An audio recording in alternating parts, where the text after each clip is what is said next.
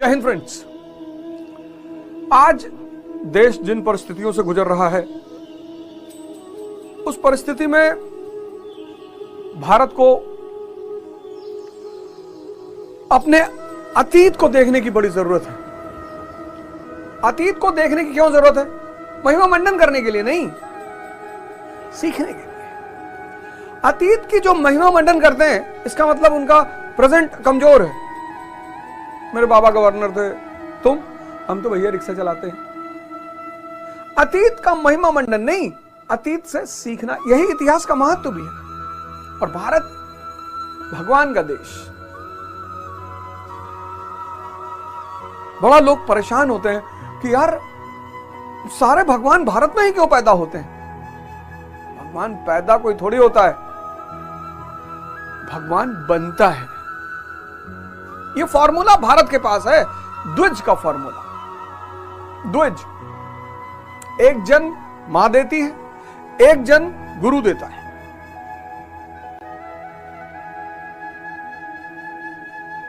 जब जन्म मां देती है तो हर व्यक्ति शूद्र होता है जो इंद्रियों पे जीवित है, और दूसरा जन गुरु देता है जब व्यक्ति इंद्रियों से ऊपर उठकर चैतन्य पर आ जाता है। एग्जाम्पल के तौर पर सिद्धार्थ बुद्ध बन गए, वर्धमान महावीर बन गए, नरेंद्र स्वामी विवेकानंद बन गए। ऐसे न जाने कितने नाम, ऐसे न जाने कितने नाम।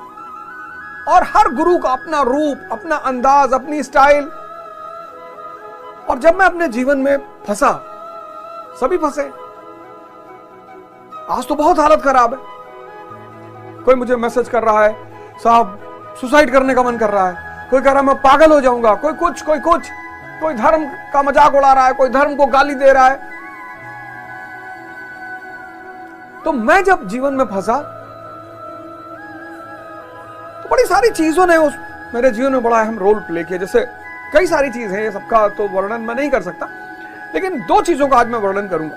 एक, मैंने पढ़ा कि स्वामी विवेकानंद जी यूरोप जा रहे थे, तो जहाज, पानी के जहाज से जा रहे थे। तो पानी के जहाज का जो कप्तान था, उसके पास न्यूज़पेपर था। तो उन्होंने कहा भैया न्यूज़पेपर पढ़ लूं? हाँ, बोले पढ़ लो। तो पढ़ा उन्होंने, और पढ़ने के बाद डॉक पे रख दिया। डॉक पे रखा तो हवा चली तो न्यूज़पेपर उड़ के समंदर में चला गया। कप्तान तो बहुत गुस्सा हुआ कि यार तुमको न्यूज़पेपर पढ़ने के लिए दिए थे और फिर उड़ा दिए तुम। तो स्वामी जी ने कहा कि महाराज गुस्सा काहे हो रहे हैं, एक पेन और पेपर दे दीजिए, मैं पूरा न्यूज़पेपर हूबहू उतार दूंगा। बड़ा इंपैक्ट पड़ा इस कहानी का मेरे ऊपर कि ऐसा होता है। और कुछ व्यक्तित्व हैं जिनको देखकर आपको लगता है कि ना, ये गलत नहीं हो सकते।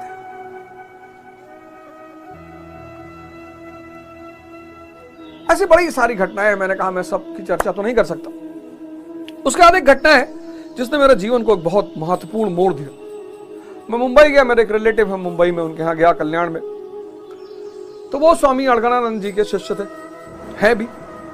तो मैं जब वहां से उनके यहाँ से चलने लगा तो उन्होंने मुझे ये किताब दी, कहा भैया ये ले जाइए और इसको पढ़िए। और अद्भुत किताब। तो ले आया, 2008-9 के आसपास की बात है। मैं ले आया, रखी रही। फिर एक दिन ऐसा ही मैं कुछ ढूंढ रहा था, ये किताब मेरे हाथ लगी। और जब ये किताब मेरे हाथ लगी और मैंने इसको पढ़ना शुरू किया तो बड़े सारे डाउट, बड़ी सारी शंकाएं, मतलब ऐसा लगा जैसे किताब मेरा वेट कर रही थी कि अवध ओझा तू मुझे पढ़ और मैं तेरे शंकाओं का समाधान करूंगी। धर्मशास्त्र है स्वामी अड़गड़ानंद जी द्वारा रचित, 5200 साल बाद। पहली लाइन इंट्रोडक्शन की लिखते हैं कि श्री कृष्ण जिस स्तर की बात करते हैं, क्रमशः चलकर उसी स्तर पर खड़ा होने वाला कोई महापुरुष ही अक्षरशः बता सकेगा कि श्री कृष्ण ने जिस समय गीता का उपदेश दिया था, उस समय उनके मनोगत भाव क्या थे। मतलब जो भगवान कृष्ण की स्थिति थी, उसी स्थिति का व्यक्ति ही आपको बता पाएगा।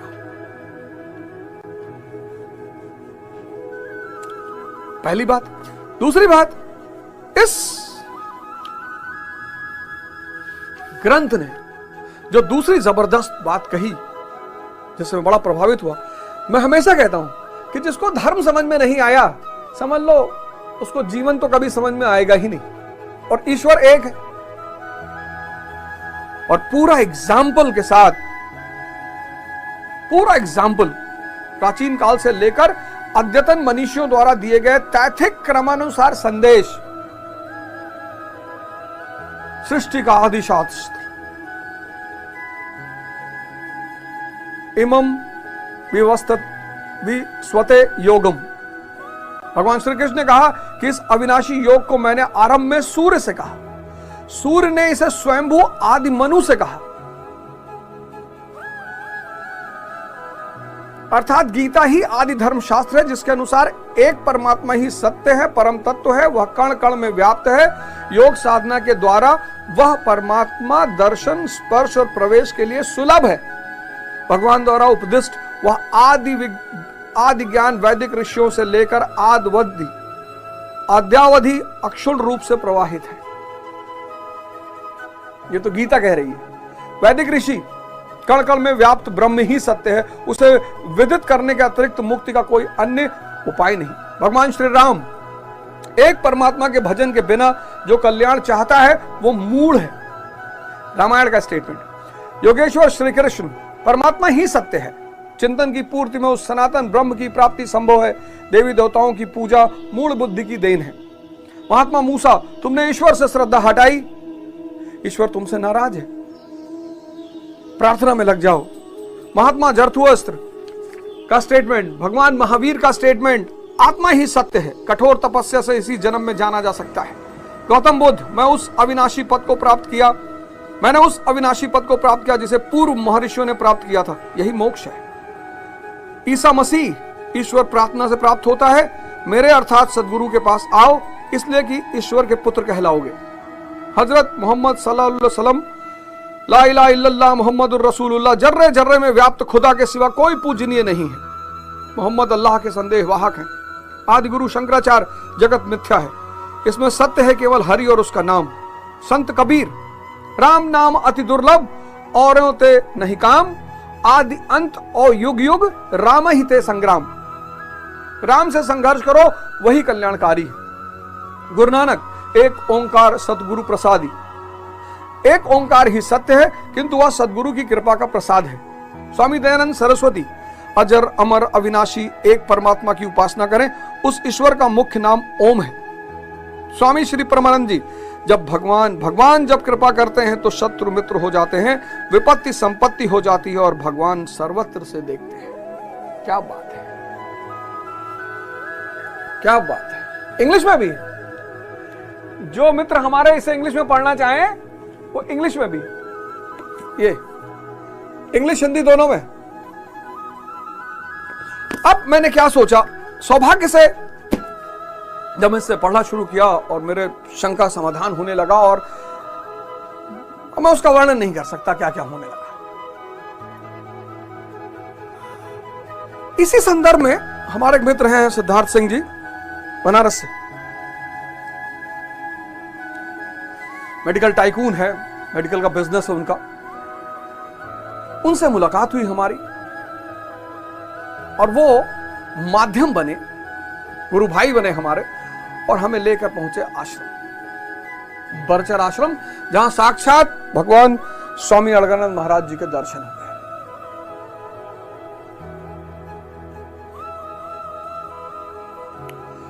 और वो पहला जो आमना सामना था वो कुछ अजीब ही था।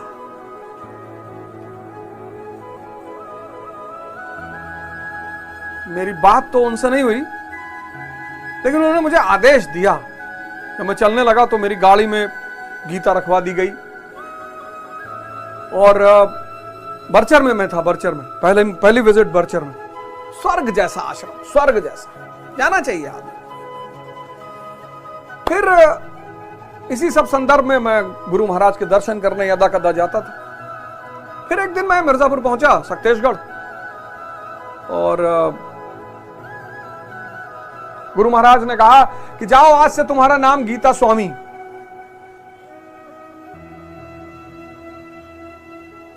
एक नए जीवन की शुरुआत हुई। गीता स्वामी, इसके एक एक श्लोक को पढ़ना, उस पर मनन करना, उसको अध्ययन करना। मैं अभी तक बहुत कुछ नहीं समझ पाया हूं, वो शायद चैतन्य के विकास के साथ साथ समझ में आएगा। लेकिन मैंने सोचा कि मेरे बड़े सारे मित्र हैं जो अब पढ़ना नहीं चाहते, अध्ययन नहीं करना चाहते। एक मनन की जो धारा है इस देश में वो विलुप्त हो रही है, और शिक्षा बिना मनन के कुछ भी नहीं है। अध्ययन अध्ययन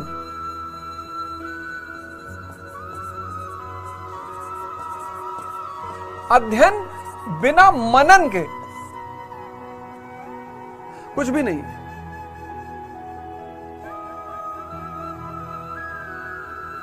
और आज यह मनन खो गया है।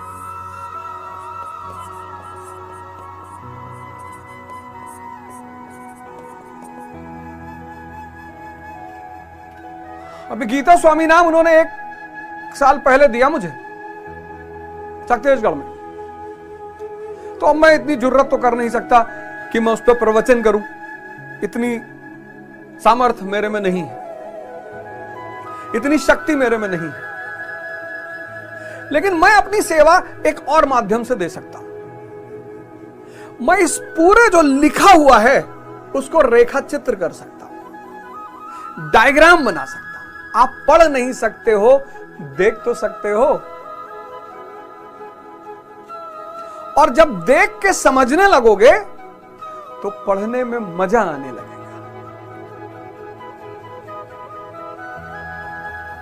तो मैं यहीं से गुरु महाराज का चरण वंदन करता हूं। और ये जो मेरा शो है 4th लॉ, इसमें एक श्लोक रेखा चित्र के रूप में आपके सामने रखा जाएगा। पहला श्लोक, यहीं से मैं शुरुआत करता हूं, यहीं से गुरु महाराज के चरणों में वंदन करता हूं, उनसे आशीर्वाद लेता हूं कि गुरु महाराज मुझे आशीर्वाद दें कि मैं इनके चित्र बना सकूं। मैं एक बार फिर से कह रहा हूं, मैं इस पे प्रवचन नहीं कर सकता, इतना अधिकार मेरे पास नहीं है और ना इतनी क्षमता अभी मेरे पास है। सिर्फ डायग्राम बनाना, रेखा चित्र बनाना हर श्लोक का, कि आप उस डायग्राम को देखो और कनेक्ट करो और मनन करो। और जहां डाउट हो, जहां संदेह हो, वहां गुरु महाराज या गुरु महाराज के अलावा जो हमारे और संत हैं वहां पे, उनसे आप संपर्क करके फिर उनसे पूछिए कि इसका मतलब क्या है। ऐसा होने से शायद ये जो आज समस्या, संकट, चुनौती, डिप्रेशन, उसको कुछ हद तक संभाला जा सकता है। धर्म रहस्य है। बहुत सारे विद्वान कहते भाई मैं एग्नोस्टिक हूं। धर्म रहस्य है। क्यों रहस्य? इसको कहा नहीं जा सकता। गुरु नानक देव जी ने कहा है, मरने की गति कही न जाए और कहे जो पाछे पछताए। ये गुरु नानक देव जी के स्टेटमेंट है कि आत्म अनुभूति की गति कहीं नहीं जा सकती, और जो कहता है वो पछताता है। धर्म रहस्य है, रहस्य। इस रहस्य को कोई गुरु ही खोल सकता है। इसीलिए हिंदुस्तान ने गुरु की परंपरा पर बहुत जोर दिया। आज लोग कह रहे हैं रामचरितमानस में ये लिखा है, रामायण में ये लिखा है, 10 हाथ नहीं होने चाहिए, 10 सर नहीं होने चाहिए। मुझे पता है, एहसास है मुझे कि आप किस संदर्भ में इन बातों को कह रहे हैं, लेकिन कोई बात नहीं, उस पर मुझे जाना ही नहीं है। लेकिन मैं चाहता हूं कि इस यथार्थ गीता को लोग पढ़ना शुरू करें। तो जैसे मुझे रास्ता मिला, मुझे जीवन मिला, मुझे उन्नति मिली, मुझे शांति मिली, वो शायद गुरु महाराज की कृपा से आपको भी मिले। तो पहला श्लोक, धृतराष्ट्र उवाच। मेरी संस्कृत बहुत अच्छी नहीं है, फिर भी मैं पूरी कोशिश करूंगा कि कहीं भाषात्मक त्रुटि ना होने पाए। अगर होती है तो मुझे क्षमा करिएगा। धर्म क्षेत्रे कुरुक्षेत्रे संवेविता युयुत्सव मामका पांडवश्चैव किम कुर्वत संजय। बड़ा प्यारा श्लोक। धर्म क्षेत्र कुरुक्षेत्र,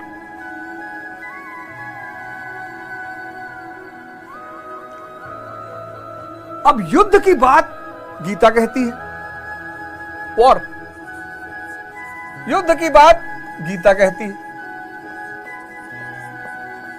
युद्ध की बात कुरान भी कहता है, युद्ध की बात बाइबल भी कहती है। ये कहते हैं धर्म युद्ध, ये कहते हैं जिहाद, ये कहते हैं होली वॉर।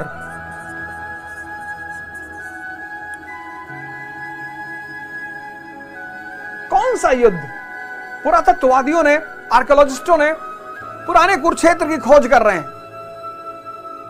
लेकिन गुरु महाराज ने इसमें लिखा है कि पुराने कुरुक्षेत्र को खोजने की कोई जरूरत नहीं, क्योंकि भगवान कृष्ण गीता में स्वयं कहते हैं, स्वयं।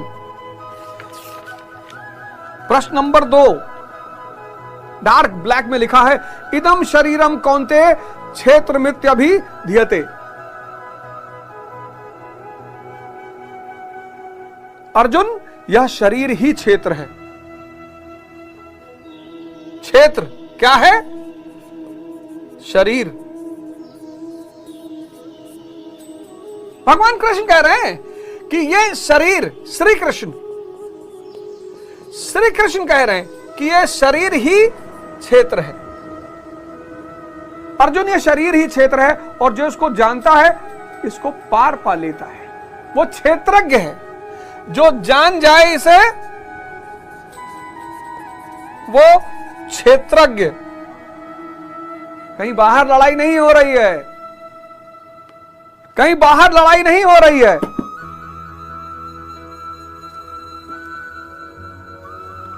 कहीं बाहर लड़ाई नहीं हो रही है, यह शरीर ही क्षेत्र है। और इसमें धृतराष्ट्र कौन है? अज्ञान, इग्नोरेंस। कहां रहता है? मन के अंतरतम तल में रहता है, मन के पर्दा है ये। कहते हैं ना कि भैया इनकी आंखें पर्दा पड़ा है। धृतराष्ट्र अज्ञान, ये मन के अंतरतम तल में रहता है। इस अज्ञान का बेटा है धृतराष्ट्र का दुर्योधन। यह है मोह, जो मैं को मजबूत करता है। मैं अवध ओझा सांसद, मैं अवध ओझा 50 लाख करोड़ का मालिक, मैं मोगैम्बो, तुम कुछ नहीं हो।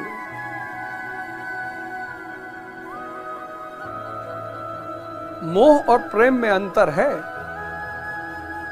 आपके साथ एक कुत्ता रह गया 2 महीना, एक दिन गायब हो गया, आपको चिंता सताएगी। संबंध कोई नहीं है, बस 2 महीना साथ रह गया। मोह, इसी को सारे विद्वानों ने बंधन कहा। प्रेम को किसी ने बंधन नहीं कहा। कबीर ने कहा, प्रेम गली अति साकरी जामे दो ना समाए। प्रेम में तो दूसरा हो ही नहीं सकता, मोह में दूसरा होगा। मेरा घर, मेरी पत्नी, मेरी संपत्ति, मेरा बवाल, मैं। ये मोह से, मोह जो है मैं को मजबूत करता है। दुर्योधन। और ये बेटा किसका है? अज्ञानता का।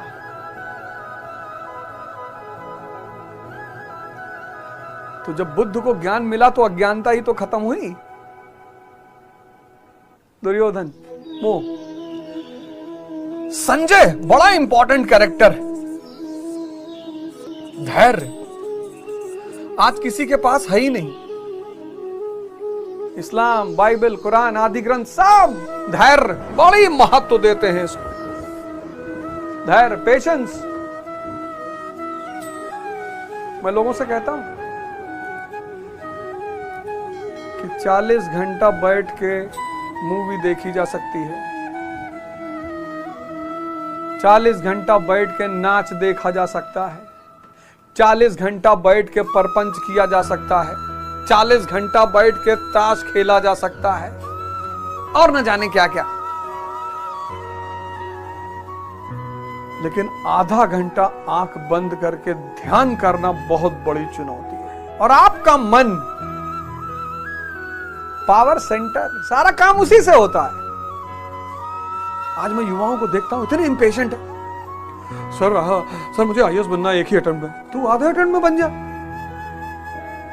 अरे भैया, हर चीज का समय है, time and distance. First attempt में तो बना जा सकता है, एक साल में भी बना जा सकता है, अगर आपका बेस बहुत अच्छा है तो। संयम, धैर्य। तो मन जो है उसकी आंखें क्या है? धैर्य। क्या बात गुरु महाराज ने लिखी है, ये मन की आंखें हैं, धैर्य।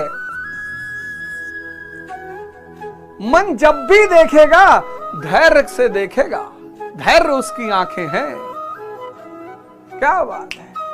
मैंने कहा ना कि ये किताब अगर पढ़ो, आप इस किताब को तोड़ो, इसको कनेक्ट करो, सोचो। मन जब भी देखेगा,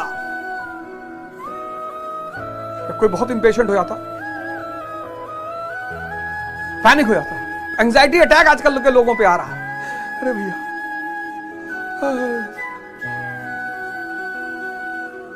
कामी, क्रोधी, लालची, इनसे भक्ति ना हो। क्यों? अधैर्य। ये सारी चीजें अधैर्यता पैदा करती है। काम में अधैर्य। स्त्री मिल गई, भागे जा रहा है, 400-500 किलोमीटर उसके पीछे चले गए, बस भागे जा रहा है। कामी, क्रोधी, लालची, ये तीनों चीजें अधैर्यता पैदा करती है, और तीनों में आदमी और अंधा हो जाता है। तभी तो कहा, कामी, क्रोधी, लालची, इनसे भक्ति ना होए।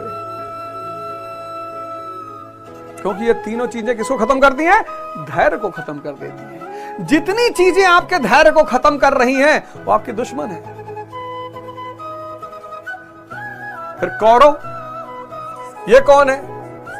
ये विकार को कहा गया है।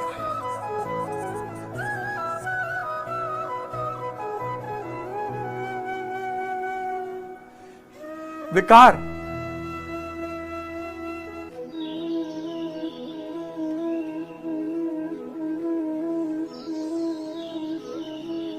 कौरव यानी विकार।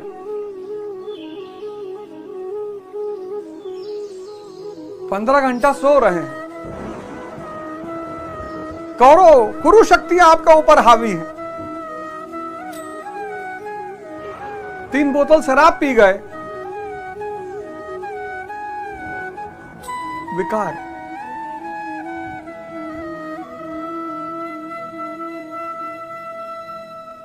अज्ञान,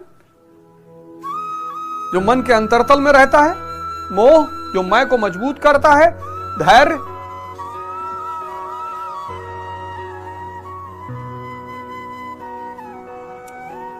मन की आंखें, इसीलिए तो बैठना जरूरी है। इसी दोहे के अंत में गुरु महाराज ने लिखा है कि दृष्टि विकसित होती जाएगी जब धैर्य बढ़ता जाएगा। देखिए, मैं नहीं बोल रहा हूं, गुरु महाराज बोल रहे हैं।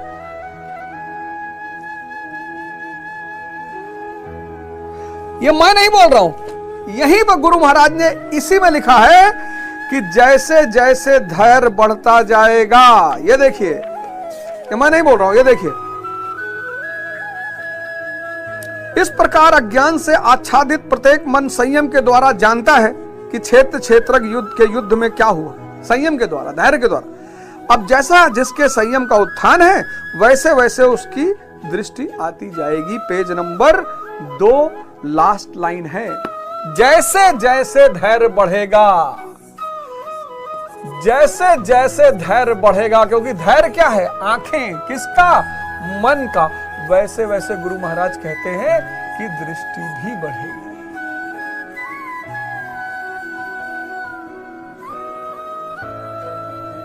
तो ध्यान क्या है? धैर्य को बढ़ाने का साधन है। बहुत लड़के मुझसे पूछते, सर ध्यान क्या है? सर धैर्य, बस बैठे रहो, कुछ तुम्हारे हाथ में है थोड़ी। और जब आंख बंद करके बैठते हैं पहली बार, और ये बाप बवंडर, मन की स्पीड तो लाइट से भी तेज है ना। आंख बंद किया, मंगल ग्रह पहुंच गए। यहां से सूरज से धरती पर लाइट कितने समय में आती? 8 मिनट में आती। 8 मिनट लाइट की स्पीड, और हम 1 सेकंड में पहुंच गए, सेकंड भी नहीं लगा। और बंद किए सूरज पे, रिएक्शन देख रहे हैं सूरज के उस पर बैठ के कि कैसे रिएक्शन हो रहा है, हीलियम कैसे कन्वर्ट हो रहा है, और कैसे रोशनी निकल रही है, ऊर्जा पैदा हो रही है। एक विदिन सेकंड का पता नहीं कौन सा हिस्सा, इतनी स्पीड। तो जैसे आंख बंद करोगे, अब मन की गति है, इसीलिए मन की तुलना घोड़ों से भी की गई है। और घोड़ा अगर बेलगाम हो जाए तब ले जाएगा।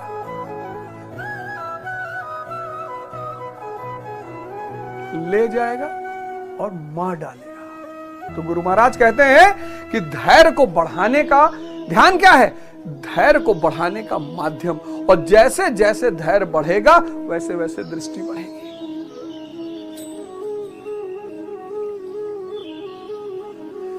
तो क्षेत्र में यह युद्ध कहां होता है? अब यह वॉर होता कहां है? हृदय देश में होता है, हृदय क्षेत्र में होता है। यहां 2 शक्तियां रहती हैं हृदय क्षेत्र में।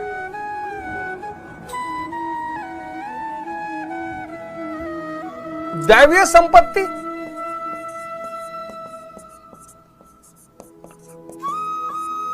जिसकी आगे गुरु महाराज ने चर्चा की है, और आसुरी संपत्ति।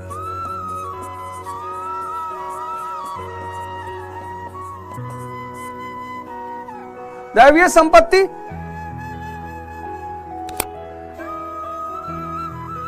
धर्म क्षेत्र,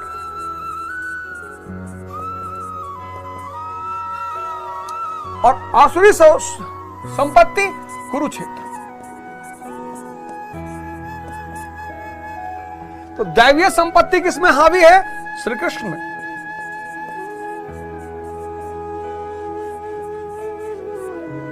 और आसुरी संपत्ति किसमें हावी है? दुर्योधन में।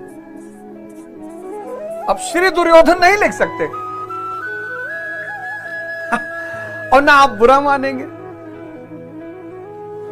आप में से कोई मुझसे नहीं कहेगा ट्रोल करके कि श्री दुर्योधन नहीं किया, हिंदुओं की भावना को ठेस पहुंचा दी।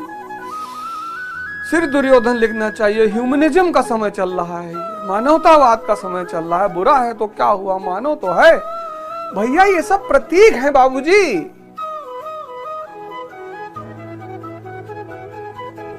ये धर्म ग्रंथों को आप खुद उठा के पढ़िए।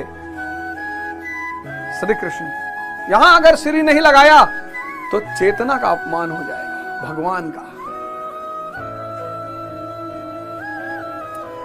इनके पास अपमान छोड़ के है ही क्या?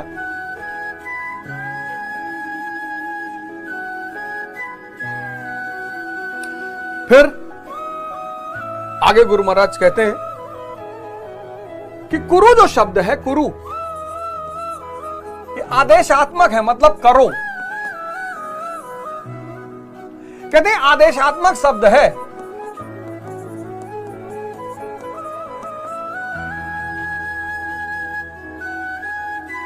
और हर व्यक्ति प्रकृति और उसके गुणों के अधीन है। कौन से गुण? सत्व, रज और तम।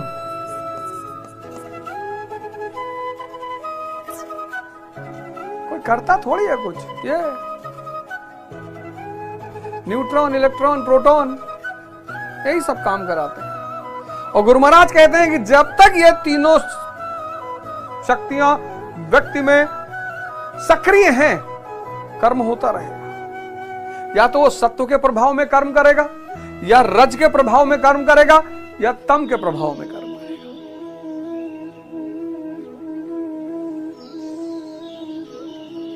तो 3 ये, और फिर मन, बुद्धि, अहंकार।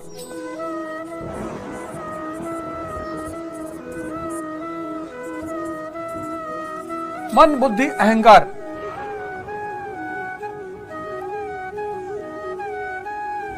मन सबके पास है, बुद्धि भी सबके पास है,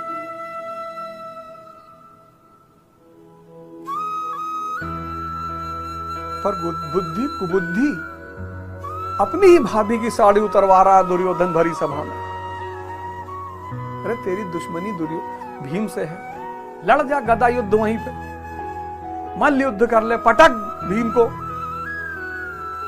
स्त्री को नग्न करोगे, किसी की भी हो।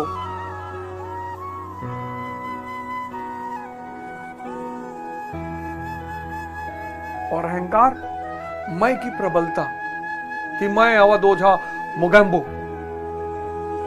पूरी दुनिया मेरी गुलाम।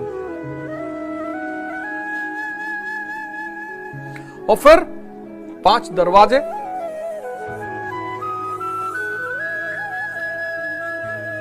क्षेत्र विस्तार, रूप, रस, गंध, शब्द, स्पर्श।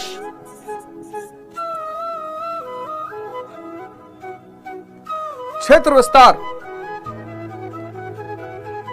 शरीर ही क्षेत्र है और ये सब उसका विस्तार है, क्षेत्र विस्तार।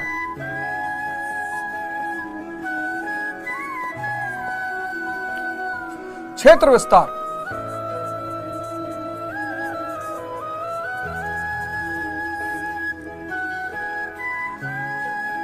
पांडव कौन है? पांडव है दैवीय संपदा। एक एक करके गुरु महाराज ने इनके बारे में चर्चा किया है कि भाव मतलब भीम। पांडव है दैवी संपदा, ये सजाती हैं।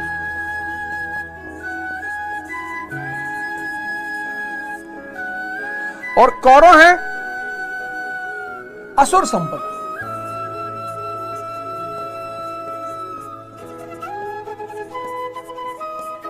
ये विजाती हैं।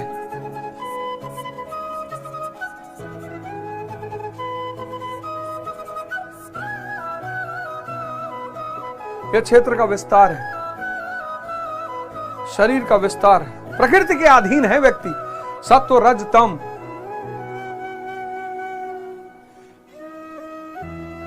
ये तीनों कर्म कराते हैं। फिर मन बुद्धि अहंकार, ये कर्म को डिवाइड करते हैं। और फिर रूप रस गंध शब्द स्पर्श,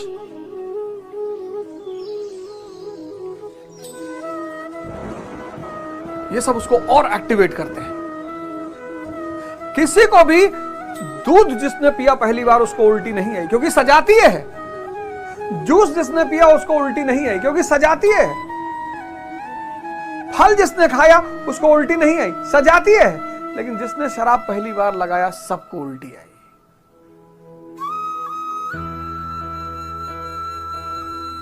तुमको जागना है। वैसे बेहोश हो, पैदा हुए ही बेहोश, उसी में बाहर से बेहोशी की दवा ले रहे हो। जिसने भी पहली बार तंबाकू खाया, मैं तो अपने अनुभव पे बोल रहा हूं ना, मुझे तो किसी से पूछने की जरूरत ही नहीं है। जिसने पहली बार सिगरेट भी 2 मिनट खांसा, फिर किसी ने कहा होगा यूपी का आदमी बाहुबली, वो कैसे खांस सकता है, पूरी खींच ले गए। खैनी खाए तो किसी ने कहा भैया ये बुद्धिवर्धक चूर्ण है। बाद में पता चला कि रिक्शा वाला तो डेली खा रहा, उसका कहीं नहीं बुद्धि बढ़ रहा है। जितने विजातीय गुण हैं वो आपको परेशान करेंगे। पहले स्टेप शरीर मना करती है।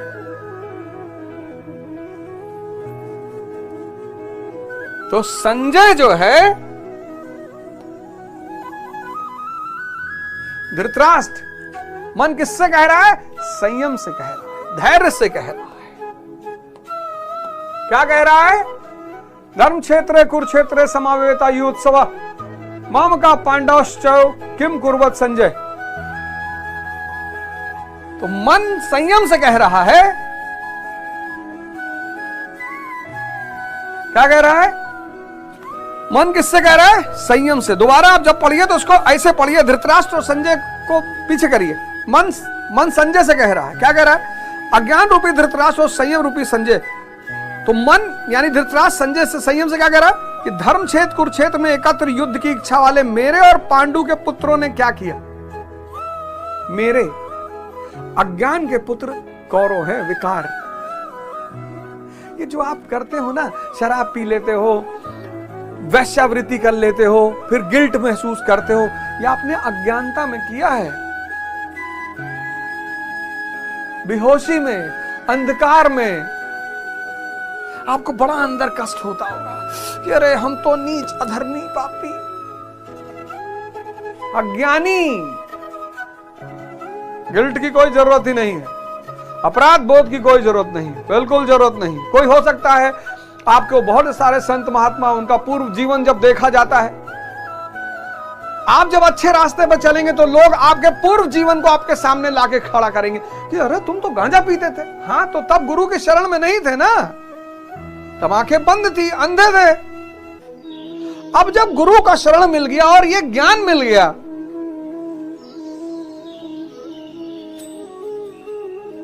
इसीलिए गुरु का संबंध प्रकाश से माना जाता है, क्योंकि अज्ञानता क्या पैदा करेगा?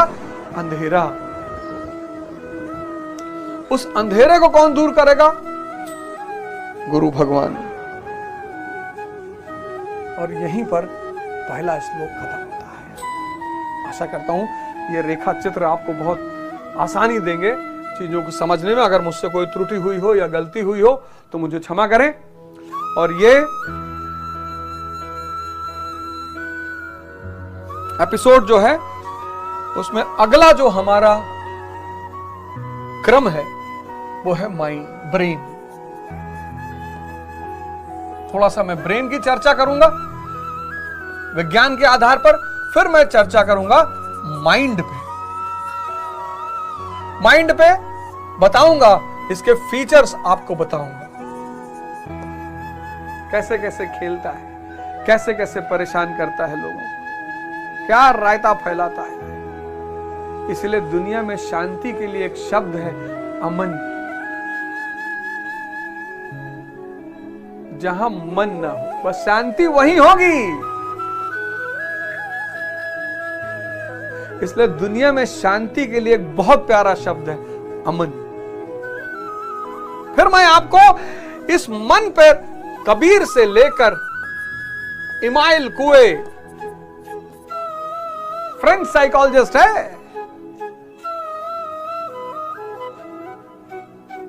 फिर मैं आपको बताऊंगा कि इस मन को कैसे देखा जाए।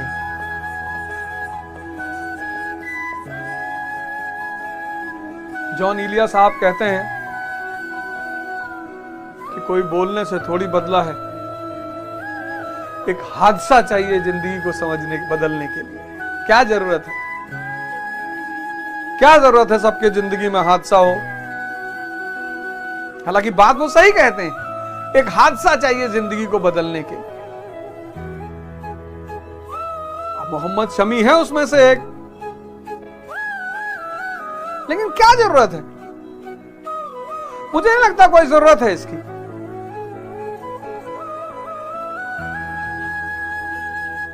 हादसा तो भगवान श्री राम के जीवन में भी हुआ। सुबह सिंहासन मिलने वाला था, मिल गया वन।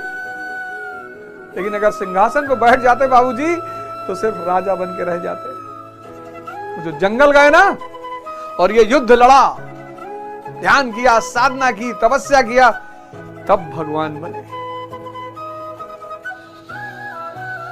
तो अगली एपिसोड में आपसे फिर मुलाकात होगी। जय हिंद।